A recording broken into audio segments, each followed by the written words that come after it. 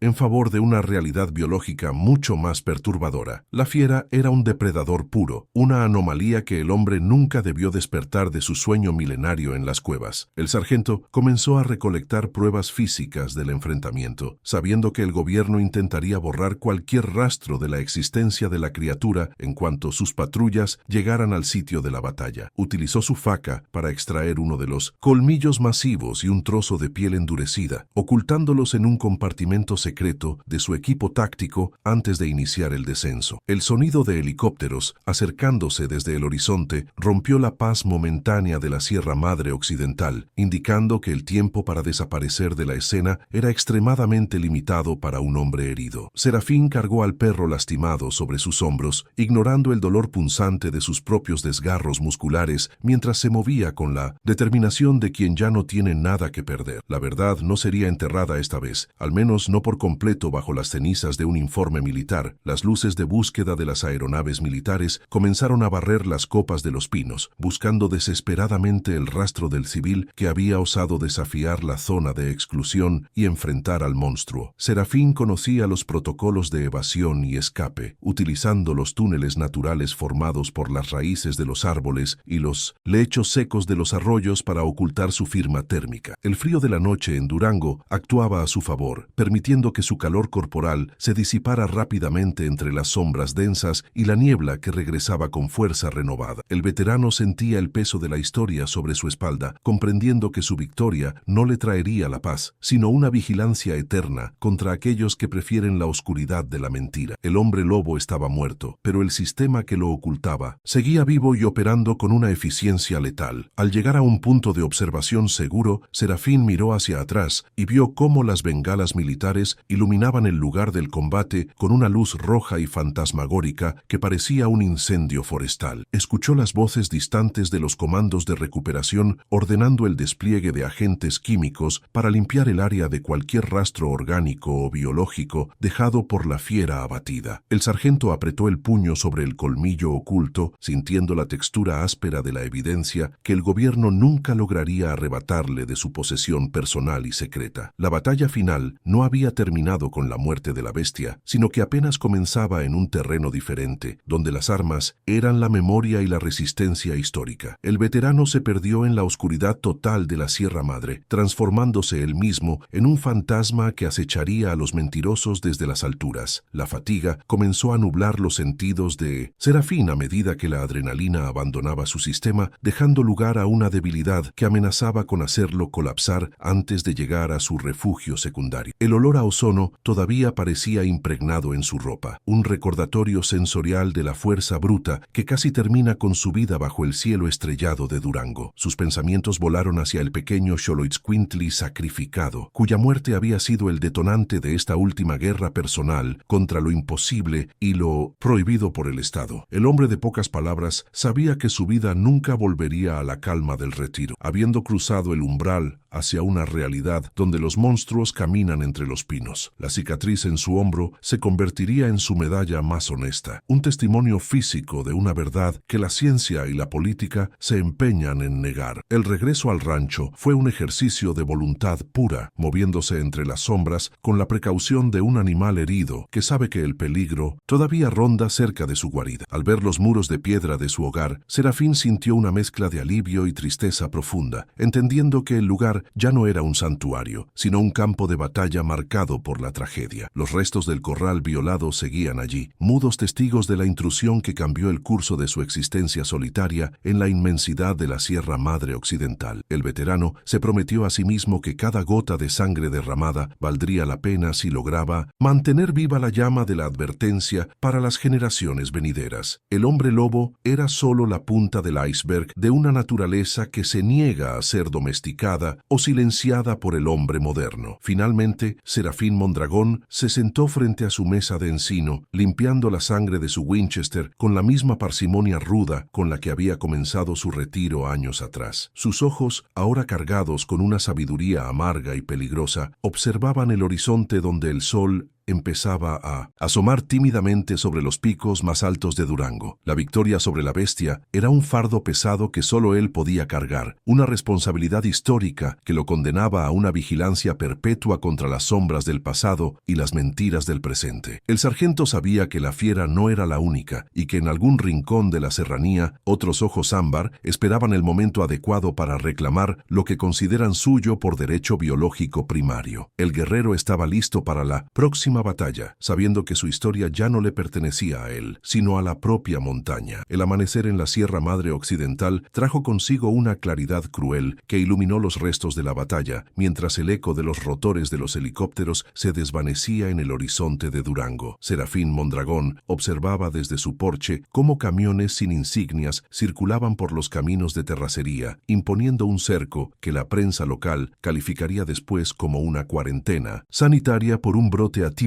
de rabia canina. El sargento sabía que cada palabra en los periódicos sería una piedra más en el muro del silencio construido para proteger la ignorancia de la población civil sobre los horrores que habitan las alturas. La soledad del veterano se volvió absoluta, no por la falta de compañía, sino por la posesión de una verdad que nadie se atrevería a validar sin perder la cordura en el proceso de aceptación biográfica. La montaña recuperó su calma aparente, ocultando bajo los pinos la sangre de una criatura que la ciencia oficial decidió borrar de sus archivos permanentes. Las heridas en el hombro de Serafín cicatrizaron con una lentitud que recordaba la persistencia de la fiera, dejando marcas queloides que arden cada vez que la presión atmosférica desciende antes de una tormenta invernal. El veterano dedica sus tardes a enterrar al alano caído y a curar las extremidades de los supervivientes, quienes ahora muestran una desconfianza patológica hacia cualquier sombra que se proyecte sobre el suelo del corral de piedra. La pérdida del pequeño Xoloitzcuintli dejó un vacío que ninguna victoria militar podría llenar, pues con su muerte se extinguió el último vestigio de ternura que el hombre de guerra se permitía experimentar en su exilio. El rancho se transformó en un mausoleo silencioso, donde los recuerdos de la selva del sur y los pinos del norte se entrelazan en una sola narrativa de persecución y resistencia física. El sargento camina, con una cojera leve, testimonio de una lucha que el mundo exterior ignora por completo. Los hombres de trajes oscuros y vehículos blindados rondaron las propiedades colindantes durante semanas, forzando el abandono de los pocos ranchos habitados bajo pretextos de expropiación por motivos de seguridad nacional y riesgo biológico extremo. Serafín observó cómo sus vecinos se marchaban con el miedo reflejado en los ojos, víctimas de una maquinaria estatal que prefiere desplazar comunidades enteras antes que admitir la presencia de un depredador que no obedece a las leyes humanas. El aislamiento del veterano se profundizó, convirtiéndose en el único habitante de una zona de exclusión que el mapa oficial del estado de Durango comenzó a tratar como un espacio vacío y peligroso. El gobierno se encargó de sembrar rumores sobre locura y agresividad senil para desacreditar cualquier posible testimonio que el sargento intentara filtrar hacia la civilización que se extiende más allá de los desfiladeros profundos. El cerco informativo se cerró con una eficacia quirúrgica y despiadada. Dentro de su jacal, el veterano mantiene una bitácora detallada, donde registra cada avistamiento, cada olor a ozono y cada patrón de movimiento que detecta en las profundidades de la Sierra Madre Occidental. Serafín entiende que su papel ha mutado de un simple ermitaño a un guardián histórico que protege un secreto que la humanidad no está preparada para procesar sin caer en el pánico colectivo. La lucha ahora se libra en el terreno de la memoria y la responsabilidad, asegurando que la existencia del hombre lobo no desaparezca bajo las mentiras oficiales y la desidia burocrática de los mandos militares. Cada noche, el hombre verifica el filo de su faca y el estado de sus cartuchos Winchester, sabiendo que la muerte de un ejemplar no garantiza la erradicación de una especie que ha sobrevivido milenios en las sombras. El sargento vive en un estado de alerta roja permanente que consume sus últimas fuerzas vitales. La ambigüedad sobre la naturaleza de la criatura sigue siendo el motor que impulsa la vigilancia de Serafín, quien rechaza las explicaciones místicas sobre nahuales en favor de una realidad biológica mucho más cruda y tangible. Para el exmiembro de las fuerzas especiales, la fiera es un recordatorio de que la naturaleza posee mecanismos de defensa brutales contra la expansión descontrolada de la civilización y su tecnología destructiva de hábitats ancestrales. El hombre lobo representa una estirpe de cazadores que no requieren de satélites ni de comunicaciones digitales para dominar un territorio, basando su soberanía en la fuerza muscular y una inteligencia depredadora que el hombre moderno ha atrofiado por la comodidad. El veterano ve en los restos del colmillo que conserva una prueba irrefutable de que el planeta todavía guarda secretos capaces de humillar cualquier pretensión de dominio absoluto sobre el mundo natural. La bestia es un espejo oscuro de la propia capacidad humana para la violencia. El silencio impuesto por las autoridades federales funciona como un manto que protege tanto a la fiera como a la incompetencia de quienes juraron defender a los ciudadanos de todas las amenazas posibles. Serafín lee los periódicos que llegan con meses de retraso, riendo con amargura ante las crónicas que atribuyen las desapariciones en la sierra a conflictos entre grupos criminales o accidentes geográficos comunes en la alta montaña. El sargento sabe que la verdad es una moneda que el gobierno no puede pagar, pues admitir la existencia de tales entidades derrumbaría la fachada de control que justifica la existencia de las instituciones de seguridad. La responsabilidad de la verdad descansa exclusivamente sobre los hombros de un hombre viejo que se niega a olvidar lo que vio entre los pinos y lo que sintió en la selva de Guerrero. El veterano se convierte en el archivo vivo de una guerra secreta que no tiene medallas ni desfiles de victoria. La preparación para los encuentros futuros se ha vuelto la única razón de ser para Serafín, quien ha fortificado su posición con trampas mecánicas y perímetros de alarma que no dependen de la electricidad ni de sensores modernos. El veterano sabe que el olor a ozono regresará con el cambio de estación, trayendo consigo a otros miembros de la manada que buscarán reclamar el territorio perdido por el ejemplar caído bajo su fuego. El ciclo de violencia biológica no conoce el descanso, y el sargento se entrena cada mañana para asegurar que sus reflejos sigan siendo lo suficientemente rápidos para apretar el gatillo antes de que la sombra lo alcance. El hombre ya no busca la paz que lo trajo a Durango, sino la satisfacción de ser el último obstáculo entre la fiera y los valles donde la gente duerme sin sospechar el peligro. La vigilancia es el precio que paga por haber sobrevivido al horror original del sur. El rastro sensorial del enfrentamiento, ese olor metálico mezclado con el hedor a sangre vieja y ozono, permanece impregnado en las paredes de piedra del rancho como un recordatorio constante de la fragilidad humana. Serafín evita lavar su su ropa de combate, prefiriendo mantener el aroma del enemigo cerca para que su olfato no pierda la capacidad de detectar la presencia del depredador mucho antes de que la vista lo confirme. La memoria del contacto físico con el pelo áspero y la musculatura densa de la criatura le provoca espasmos musculares nocturnos, obligándolo a dormir con la mano siempre cerrada sobre la empuñadura de su faca de acero. El veterano entiende que el trauma no es una enfermedad, sino una herramienta de supervivencia que mantiene los sentidos aguzados contra una amenaza que nunca descansa ni muestra piedad alguna. El hombre de guerra se funde con su entorno hasta volverse una parte más de la serranía hostil y vigilante. El sacrificio del pequeño Xoloitzcuintli se ha transformado en el símbolo de la pérdida de la inocencia en un mundo que prefiere la comodidad de la mentira sobre la crudeza de la verdad biológica y evolutiva. Serafín ya no busca la compañía de seres vulnerables, entendiendo que en la Sierra Madre Occidental solo hay espacio para aquellos que poseen garras o armas de precisión para defender su derecho a respirar el aire ralo. Su corazón se ha endurecido hasta volverse tan frío como la roca de los desfiladeros, eliminando cualquier rastro de sentimentalismo que pudiera nublar su juicio táctico en el momento de la verdad absoluta. El veterano observa las estrellas desde su porche, sintiéndose más cercano a la bestia que mató que a los hombres que firman decretos de silencio en las oficinas alfombradas de la capital. La guerra personal del sargento es una confesión terminal escrita con la pólvora de su propia existencia solitaria y desgastada. La Sierra Madre Occidental actúa ahora como un santuario y una prisión para el hombre que sabe demasiado, rodeándolo con una belleza indiferente que oculta los horrores que acechan en cada grieta de la montaña. Serafín Mondragón acepta su destino con la resignación de un soldado que conoce el final de su misión, pero se niega a abandonar su puesto de guardia hasta que el cuerpo le falle definitivamente. El aislamiento absoluto es la única forma de proteger el secreto, evitando que la curiosidad de los extraños atraiga a la fiera hacia nuevos asentamientos humanos que no cuentan con la protección de un guerrero experimentado. El veterano se mueve por los riscos con la parsimonia de un fantasma, vigilando los movimientos de las patrullas militares, que todavía buscan los restos orgánicos que él logró ocultar bajo la tierra sagrada de Durán. El rancho es la última frontera de una realidad que el progreso intenta sepultar por miedo. A quien encuentre estas notas o los restos de esta lucha entre las sombras debe saber que la naturaleza no perdona el olvido y que el hombre es solo un inquilino temporal en un mundo de depredadores antiguos. Serafín deja testimonio de que la tecnología es un escudo de papel contra la furia de una biología que ha perfeccionado el arte de la matanza durante eones antes de la invención de la pólvora. La advertencia es clara: no busquen lo que la montaña ha decidido ocultar, pues el precio del conocimiento es una vigilancia que consume el alma y condena al individuo a una soledad de la que no hay retorno posible. El veterano firma su bitácora con la sangre que todavía supura de sus heridas, dejando una huella física de la verdad frente a la avalancha de mentiras oficiales que inundan los medios de comunicación. La confesión es el último acto de servicio de un hombre que perdió todo. El peso de la responsabilidad histórica se transmite ahora a través de estas líneas, cargando al futuro con el fardo de una vigilancia que no admite descuidos ni treguas diplomáticas con la oscuridad del bosque. Serafín Mondragón observa el ocaso sobre los pinos de Durango, sabiendo que su tiempo se agota, pero que la amenaza del hombre lobo permanecerá latente, mientras existan rincones donde la luz del sol no logre penetrar la maleza. El sargento ha cumplido con su deber de guerrero, pero la profecía de la sangre dicta que la fiera siempre regresará para reclamar el territorio que el hombre cree poseer por un derecho que nunca fue otorgado por la tierra misma. La lucha por la memoria es la única victoria posible en un conflicto donde la muerte es el único resultado garantizado para todos los involucrados en la danza de 1900. Las sombras. El silencio gubernamental es el cómplice que permitirá que el ciclo de terror se repita sin fin. ¿Es el silencio del gobierno una protección para la gente o un refugio para los verdaderos monstruos que habitan en la sierra? Comparte esta historia y suscríbete para que la verdad nunca sea enterrada bajo los pinos de Durango.